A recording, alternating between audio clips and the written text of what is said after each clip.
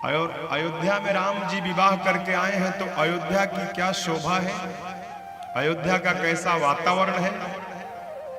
अब तक तो राम लक्ष्मण भरत शत्रुघ्न इन चार भाइयों के रूप शील लीला से पूरी अयोध्या धन्य धन्य हो रही थी।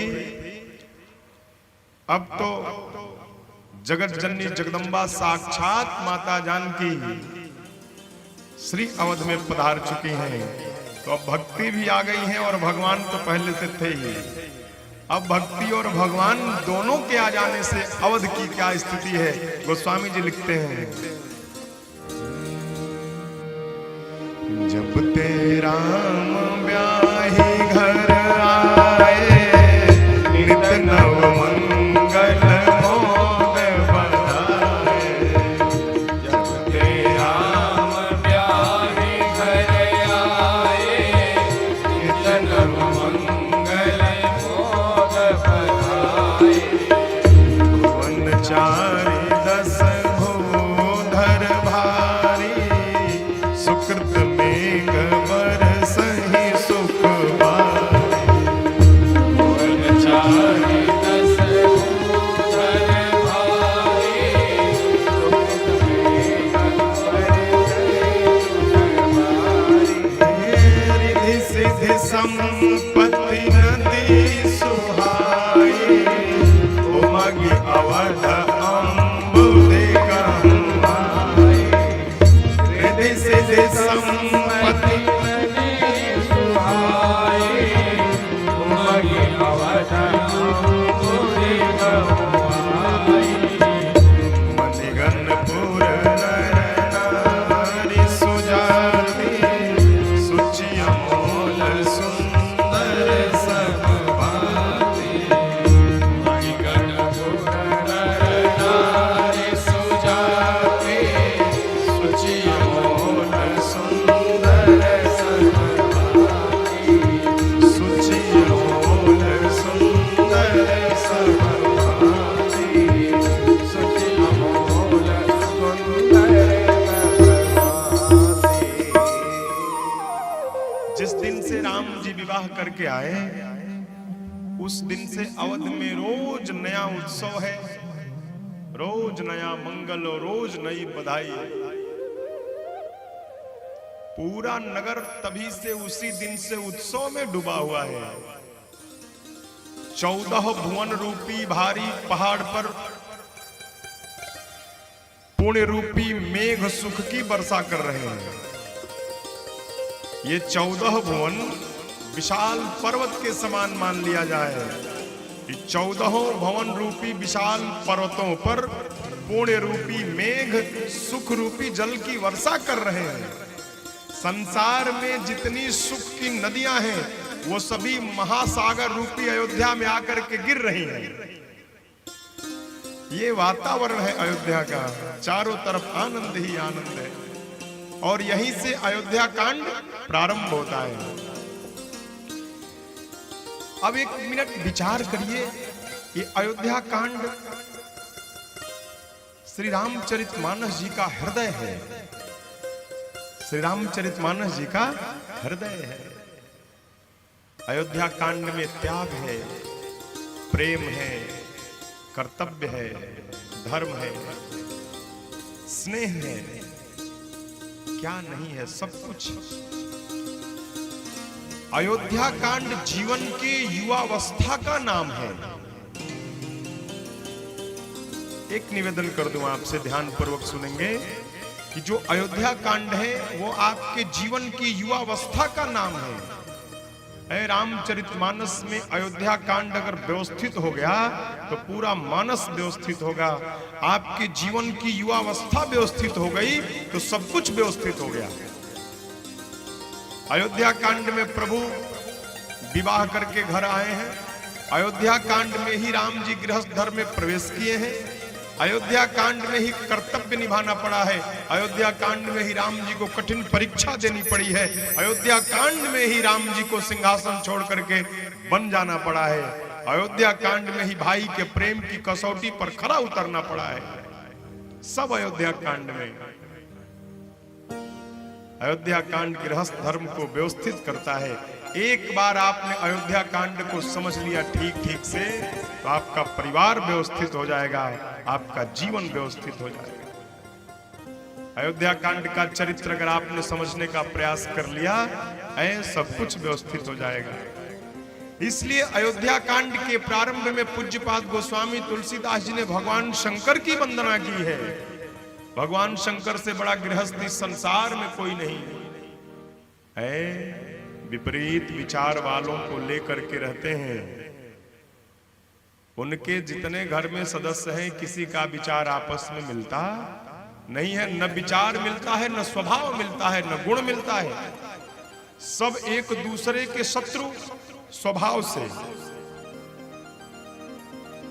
सब एक दूसरे के शत्रु, लेकिन सब प्रेम से रहते हैं। और वही कारण है कि भगवान शंकर ने अपने कुशल प्रबंधन के कारण पूरे परिवार को पूजा के योग्य बना दिया। शिव जी का पूरा परिवार पूजनीय है। आप ध्यान दीजिए, स्वयं शिव जी की पूजा होती है, मैया भवानी की पूजा होती है, गणेश जी की पूजा होती है, कार्तिकीय भगवान की पूजा होती है। यहाँ तो कम होती है, दक्षिण भारत में मुरुगन स्वामी के रूप में होती है और खूब होती है। विशाल विशाल मंदिर है कार्तिकेय भगवान के साउथ में। अब आइए, भगवान शंकर के वाहन नंदी की पूजा होती है मंदिर के बाहर, मैया के वाहन सिंह की पूजा होती है मैया के साथ मंदिर में। मैया बैठी है शेर पर सवार होकर, शेर की पूजा होती है। गणेश जी के वाहन की पूजा गणेश जी के साथ होती है। कार्तिकेय जी के वाहन मोर की पूजा कार्तिकेय जी के साथ होती है। शिव जी के गले में सर्प लिपटा है, उनकी पूजा शिव जी के साथ होती है। और अलग से नाग पंचमी के दिन भी होती है। तो भगवान शंकर के परिवार में जितने सदस्य हैं, सबकी पूजा होती है। कारण क्यों? क्योंकि सबको लेकर के शिव जी भजन में रहते हैं। भगवान शंकर जैसा मुखिया मिलना कठिन है। क्यों? परिवार को वही संभाल सकता है जो कंठ में विष धारण करने की शक्ति रखता हो, वही परिवार को संभाल पाएगा। प्रपंच का विष जो अपने कंठ में धारण कर ले, उसको अपने जिह्वा तक न आने दे और हृदय में न जाने दे, वही मुखिया परिवार को संभाल सकता है। भगवान शंकर यशंके च विभाति भूधर सुता देवा पगा मस्तके भाले बाल विदुर्गले चगरलम यशोरसी व्यालरा। गोस्वामी जी ने वंदना की भगवान शंकर की। स्वर्ग से पतित सुर सरिता को शीश धर भाल पे बिठा लिया, मयंक ये प्रमाण है। जगहित में समस्त जगती का विष पिया, खलबल को तृतीय नेत्र विद्यमान है। प्रेम बसी भूत भूतनाथ के भुजंग संग नदियां तो गिरिजा गणेश के समान है। और भूतनाथ भोलेनाथ अवघड़ प्रसन्न हो तो भूल जाते कौन भक्त कौन भगवान है। ये भगवान शंकर का स्वभाव है। यहां पूरी अयोध्या इस बात की कल्पना कर रही है, कामना कर रही है कि राम जी कब राजा बनेंगे। राम जी का विवाह हो गया, विवाह होकर के राम जी आ गए। अयोध्या वासियों ने ब्रह्मा जी से प्रार्थना किया कि हे ब्रह्मा जी, हमारी मनोकामना थी कि राम जी का विवाह हो जाए, वो पूरी हो गई। हम लोग राम जी के बारात में गए और बहुत आनंद आया, जीवन का सौभाग्य जागृत हुआ। वो भी देख लिया हम लोगों ने जो देखा नहीं जा सकता। ऐ ब्रह्म का विवाह कैसे देखा जा सकता है हो? लेकिन अयोध्या वासी अपने सौभाग्य का वर्णन कर रहे हैं कि हमने ब्रह्म का विवाह देख लिया है। अब एक और मनोकामना है, राम जी जल्दी से राजा बन जाते तो बड़ी अच्छी बात हो जाती। राम जी को जल्दी से राजा बना दीजिए हे भगवान। तो पूरे नगर के लोग ऐसी कल्पना कर रहे हैं और यही अपने अपने ईश्वर से मांग रहे हैं। उधर राजसभा में बैठे हुए चक्रवर्ती सम्राट दशरथ जी प्रशंसकों से घिरे हुए हैं। देखिए, राजा सदैव अपने प्रशंसकों से घिरा रहता है। चक्रवर्ती जी भी अपने प्रशंसकों से घिरे हैं। दरबार में बैठ करके सब उनकी प्रशंसा कर रहे हैं। महाराज आपके समान तीनों लोग 14 भुवन में कोई नहीं। आज आपका यश और प्रताप संपूर्ण ब्रह्मांड में व्याप्त है। राम जैसा पुत्र हो, सीता जैसी पुत्र वधू हो, अयोध्या जैसा राज्य हो महाराज, कौशल्या जैसी, कैकेयी जैसी, सुमित्रा जैसी पट्टमहिषी हो। आपके जैसे तो केवल आप ही हैं महाराज। आज आपकी समता, आज आपकी समानता स्वर्ग का अधिपति देवराज इंद्र भी नहीं कर सकता महाराज। आपके वैभव के आगे, आपके ऐश्वर्य के आगे स्वर्ग का वैभव और ऐश्वर्य तुच्छ है। ऐसे प्रशंसा हो रहा है। महाराज सावधान हो गए। क्यों? क्योंकि महाराज सामान्य पुरुष नहीं है।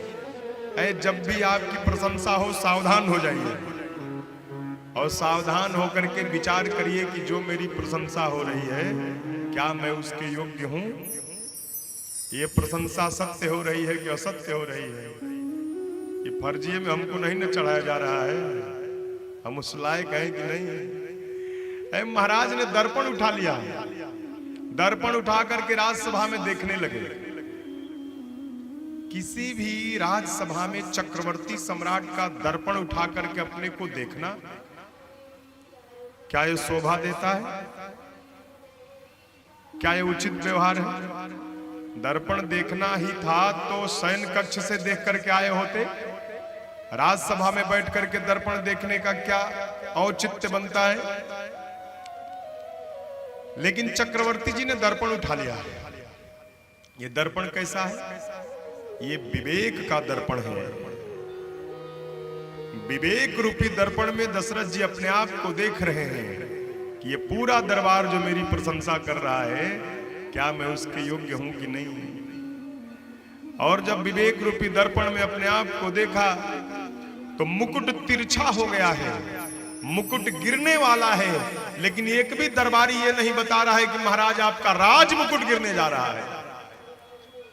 राज मुकुट क्या है?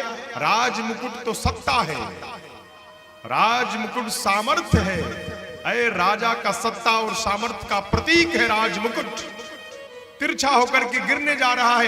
एक भी दरबारी को इस बात की चिंता नहीं कि संकेत कर दिया जाए महाराज संभालिए। इसका संकेत क्या है कि जब भी सत्ता और शासन संभाला जाता है तो अपने पुरुषार्थ के बल पर, अपने बाहुबल पर संभाल पाएंगे। दूसरे के भरोसे सत्ता और सिंहासन संभाला नहीं जाता।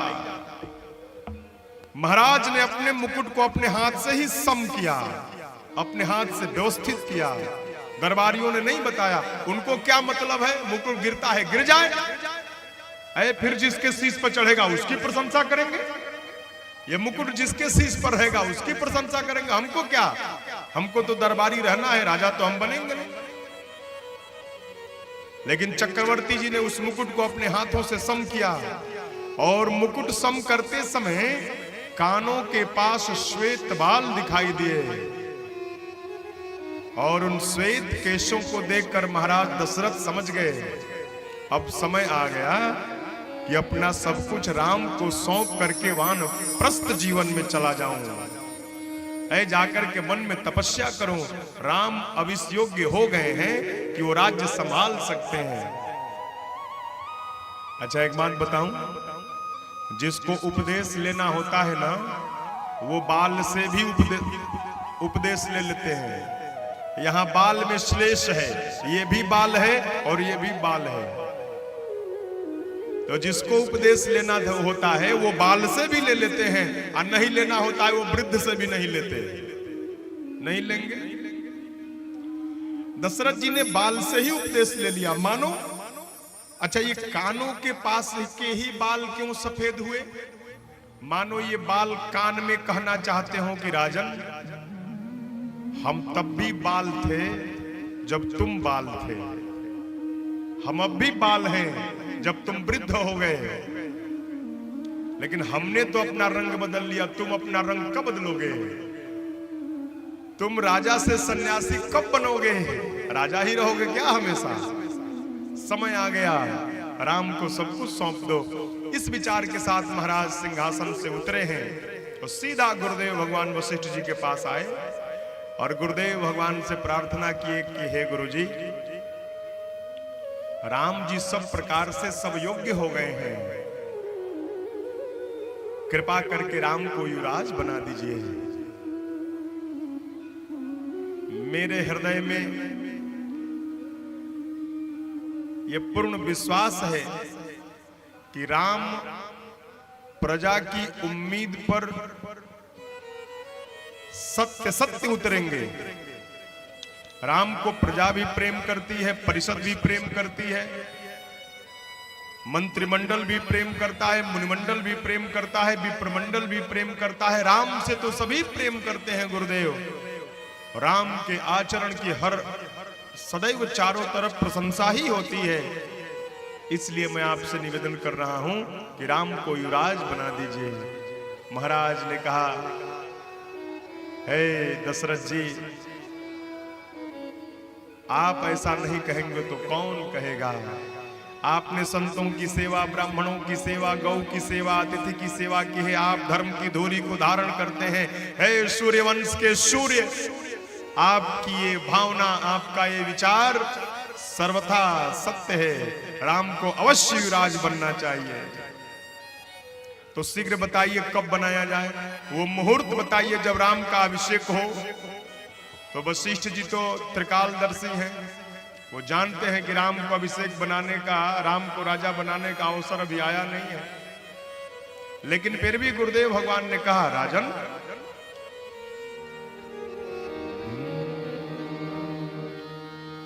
बेग विलंबन करिय नृप, साजिय सबुई समाज, सुदिन सुमंगल तबहि जब, राम होहि जुबराज। गुरुदेव ने कहा कि बेग विलंब न करिय नृप। हे राजन, अगर आप राम को युवराज बनाना चाहते हैं तो विलंब न करिए, शीघ्र जाइए और राम को राजा बना दीजिए। अब इस संकेत को महाराज समझ ही नहीं पाए। अगर आज्ञा का पालन करते और तुरंत आते और बिना किसी को बताए राम जी को सिंहासन पर बैठा करके राजा बना देते तो राम जी राजा बन जाते। लेकिन महाराज आए तो महाराज ने सबसे पहले मंत्री परिषद को बुलाया, पंचों को बुलाया और पंचों को बुला करके उनसे मंत्रणा किया कि मेरे मन में भी इच्छा है, गुरुदेव भगवान की आज्ञा भी है, गुरुदेव भगवान भी चाहते हैं और मैं भी चाहता हूं कि राम युवराज बन जाएं। आप लोगों की क्या इच्छा है। पूरा मंत्रिमंडल प्रसन्न हो गया। मंत्री परिषद ने कहा कि जियहूं अवधपति बरस करोड़ी। है महाराज, आप करोड़ों वर्ष जिए है, जो हम चाहते हैं वही आप हमें बता रहे हैं। धूमधाम से विशाल उत्सव मनाइए और बहुत विशाल उत्सव में राम जी को युवराज बनाइए।